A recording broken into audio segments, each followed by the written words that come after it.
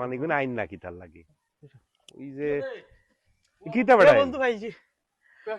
পোস্টটা জানো নি সাবা করে দিছিল 1 লাখ 1 লাখ 1 লাখ পোস্টটা সাবা করে 1 লাখ পোস্টার কি মারতা কেন এ বন্ধু বাড়ি ঘর চিনাই তো না তোমার খালি আমার বন্ধু সারা ওয়ালো তোমরা মাথা 200 আছেন নাকি কেনেবা কিনেবে ও তো কষ্ট করে ছাত্র ছাত্রীতে মা বাপ হলে মিলিয়া ওয়ালাইন সাফ করছেন পেইন্ট করছেন ওয়ালাইন তো সুন্দর সুন্দর পেইন্টিং হল করছেন যাতে করে দেশটা সুন্দর হয় তোমরা ও আবার মিয়া ওয়ালো কিতারে পোস্টার মারতা ভুল করে দিলাম না তাই না ভাই পোস্টটা না লাগাইলে তো এটা নো চিনাই তো বাবা। এটা নাই এটা বাবা, আরেকটা ইলেকশন হয় ও বন্ধু ওরা তো পঞ্চায়েত চিনবো কি চিন্তা হইব তো এই ই দেশও যে আছো ও যে অত ইলেকশন হয় কোনো ওয়ালো দেখো নি খেউর পোস্টার দেখো নি আসলে তখন কি চিন্তা করব মানে 1 লাখ না আমরা খাইসলত বদলাইতাম হইব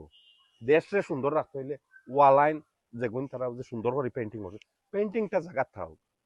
পোস্টার মারার দরকার কি পোস্টারের দরকার না এমনি ক্যাম্পেইন করো নিগুন কিতা করতাম 1 লাখ পাক্কা টাকা গেছে তো টাকা গেছে কি আমার জিগাইলে না খানে পোস্টার করার আগে আমি ওগুলো কইছি 1 লাখ বানা আমি তো 10,000 ফলা বানাই আমি কি দাদা আমি পোস্টটা লাগাই এ পাগলে এক কইছে 1 লাখ বন্ধু আমদার সারা খালি এক নামের শুনতো খাইসলত বদলাও 1 লাখ পোস্টার বানাইছো এমন জল যাও